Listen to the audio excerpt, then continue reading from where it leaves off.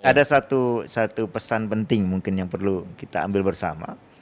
Jadi ketika kita bicara tentang akidah, apalagi menyangkut umat, menyangkut umat, itu perlu berbicara setelah punya pemahaman yang matang. Jangan sampai kita katakan Ahlus Sunnah hanya Asy'ariyah Maturidiyah, sementara yang mengatakan ini pun belum terlalu paham. Apalagi dia setelah diuji, akidah dia bertentangan dengan akidah yang khas Asy'ariyah. Kenapa pula digabung Asy'ariyah Maturidiyah padahal dua-duanya saling berentam? Ya, pernah ada beberapa hal penting yang bertentangan. Sebagian dulu di masa Daulah Utsmaniyah, sebagian Maturidiyah mengkafirkan Asy'ariyah dan mengatakan mereka hasyuyah segala macam. Bagaimana dia gabung begitu saja? Dia tidak mungkin melakukan itu kecuali berdasarkan satu tradisi atau dikte yang diambil, taken for granted, ya, tidak dia pikir. Padahal ini juga akan menyebabkan yang lain menjadi tersisihkan, ya, termasuk dirinya pun ketika dirinci itu mungkin terkeluar daripada, ya, keluar, mungkin jadi orang yang pertama yang keluar gitu. Jadi isu-isu akidah ini perlu disikapi setelah kajian yang matang, apalagi ketika disampaikan ke publik atau umat. Lalu yang kesimpulan yang juga penting, lanjutan dari ini, jangan jadikan orang-orang yang tidak maksum itu sebagai tolok ukur.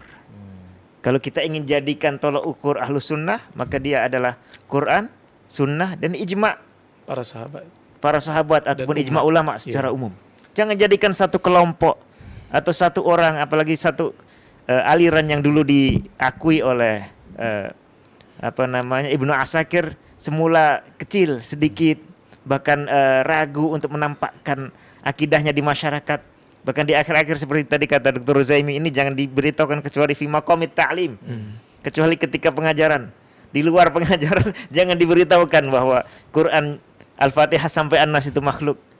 Ya, sesuatu yang seperti ini sangat tidak layak untuk dijadikan tolok ukur, ya, menentukan akidah orang. Siapa Ahlus Sunnah, siapa bukan Ahlus Sunnah, siapa nak diterima, siapa tidak diakui, ya. Walaupun itu layak untuk dipelajari, karena ini khazanah ratusan ribu tahun perlu kita pelajari. Ketika kita sudah mendalami, masing-masing kemudian bebas, ya, punya kesadaran sendiri, bisa berpikir sendiri. Apakah mengambil akidah yang mengatakan pelaku perbuatan manusia itu manusia, ataukah mengambil akidah pelaku perbuatan manusia itu bukan manusia, tapi yang bertanggung jawabnya manusia. Contoh, ya, barangkali itu.